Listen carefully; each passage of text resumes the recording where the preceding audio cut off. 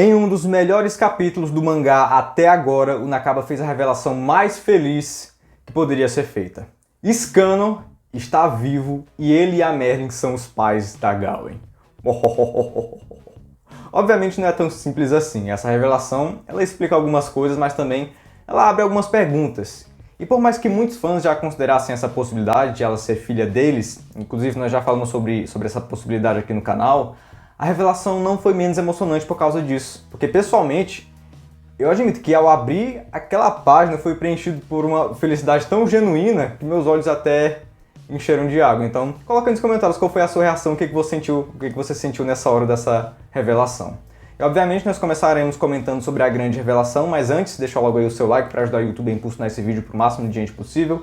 Se não for inscrito ainda, se inscreve, e quando for se inscrever, ativa o sininho da notificação para ficar por dentro aqui dos vídeos de Os 4 Cavaleiros do Apocalipse que eu mando toda quarta-feira, beleza?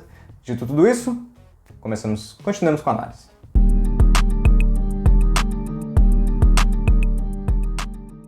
Depois de uma reunião de família, os adultos da casa decidem que já é hora de a Gawain saber a verdade.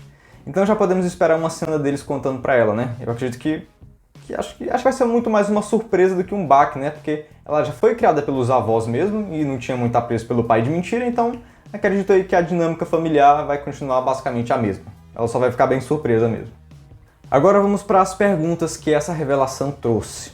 Por que eles não contaram pra Gawain antes que eles são os pais dela, né? Ela cresceu com eles, ela não teria achado estranho se eles tivessem tratado isso com naturalidade e explicado tudo direitinho desde que ela era bem pequenininha, né? Assim, o Scanno me pareceu meio envergonhado em relação à aparência dele, a Merlin ficou com medo de a Gawain ficar desapontada, então não sei, pode ter sido uma questão de que era difícil pra eles, né, revelar essa verdade, e quanto mais eles postergavam, mais difícil ficava. Mas claro que também pode ter a ver com a proteção da própria Gawain, né? A Merlin, pelo que deu a entender, é uma traidora de Camelot, então acho que era bem mais fácil sumir e fingir que a bebê era a filha do Kay. Agora, como eles acabaram desse jeito? No caso do Scanno é até fácil imaginar, né? O corpo dele foi evaporado, então acho que foi o meio que a Merlin achou de manter a alma dele nesse mundo, né? Até um pouco parecido com o que acontece em Fullmetal Alchemist, né? Quem já assistiu sabe do que eu tô falando. Mas por que ela também é um boneco? O corpo dela também foi destruído ou tá só guardado em um lugar? Gente, será se o motivo de a Waraldan ser tão parecida com a Merlin é que aquele é o corpo dela? O Waraldan roubou o corpo da Merlin? Assim, eu não acredito muito nessa teoria, mas não vamos descartar ela, porque pode ser que seja isso mesmo. Outra pergunta que surge é: como e quando a Gawain foi concebida pelos dois? Foi antes ou depois de a Merlin virar um boneco? Porque se foi depois, então a Gawain teria que ser uma espécie de homúnculo, né? Gerada em laboratório, em alguma incubadora com o material genético dos dois. Mas eu acredito que ela tenha sido gerada antes de a Merlin se tornar isso. É provável que ela usou o material genético do Scanno, né? O sangue, cabelo, ou até a esperma mesmo, né? Vai saber o que a Merlin tem guardado no laboratório dela, então não me pareceria nada estranho se ela tivesse um pouco de esperma do Scanno estocado lá para poder engravidar dele, né? Bom, para essas questões basta não acabar inventar ali qualquer explicação mágica, né? Já que tudo é possível nesse mundo mesmo, então inventa ali qualquer coisa que acho que a gente vai ficar bem convencido, né? Mas bem, essa revelação não gera apenas perguntas, ela também esclarece algumas coisas. Como, por exemplo, o fato de a Gawain ser tão baixinha, eu acho que deve ser porque ela puxou ao pai dela, né? Também baixinho. E a questão da magia dela. Vocês lembram que no começo, quando ela foi introduzida, nós teorizávamos que o poder dela poderia ser uma versão modificada do Sunshine, feita pela Merlin para que não matasse o seu usuário?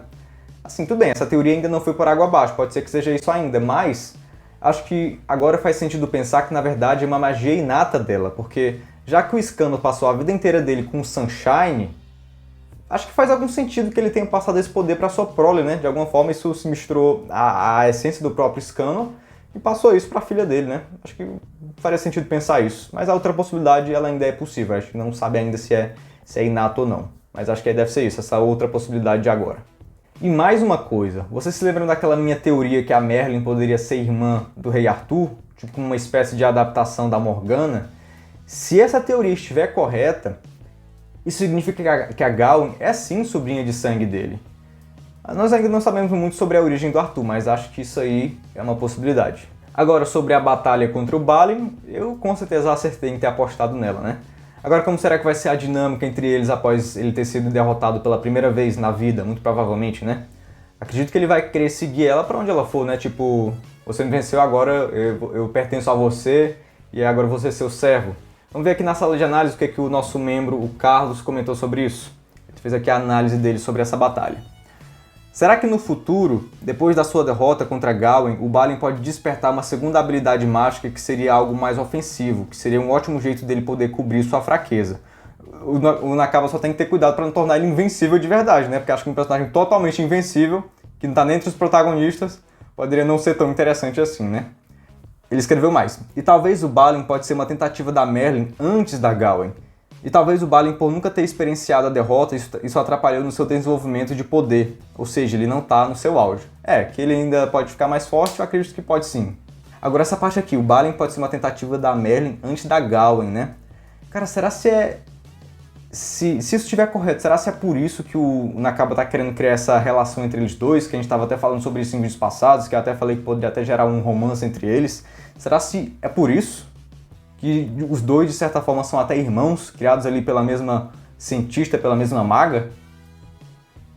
Eu não descarto essa tua teoria não, então vamos guardar essa teoria aqui do Carlos, porque pode ser que ela se prove verdade, né? E quanto ao Bertolep, acho que agora ele vai transferir o interesse que ele tinha pelo Balin para Gawain, né? Um possível confronto entre eles seria ainda mais interessante agora que nós sabemos que eles são tio e sobrinha. Mas talvez eu acho que essa luta pode até ficar pro Tristan, né? Ele também tem...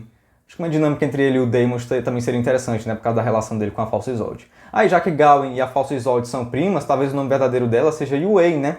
Que seria aí nas lendas o primo do Cavaleiro Gawain e um grande amigo dele. Então pode ser que o Nakaba pegue aí essa inspiração das lendas. E pensando bem, a ligação entre Gawain e Bertolep também é interessante porque é Gawain e o Cavaleiro Verde. Por mais que o Bertolep não seja o mesmo Cavaleiro Verde da história clássica, acho que às vezes o Nakaba só faz uma mistureba ali das referências e inspirações nas lendas, né? Então, é interessante. E minha nota para esse capítulo é 9,7. Eu acho que o torneio já se encerra depois da luta entre Tristan e Isolde. Acho que já tá chegando a hora, né? O nome do próximo capítulo é alguma coisa como Para Quem, ou então Pelo Bem de Quem, alguma coisa assim. Eu também não sou tão bom em japonês para poder traduzir perfeitamente. Acho que já deve começar a próxima luta, né? Tristan versus Isolde, que ele deve recuperar as memórias dele. E deixe nos comentários o que você achou desse capítulo, o que você acha que vai acontecer nos próximos. E tchau, um beijo, até a próxima.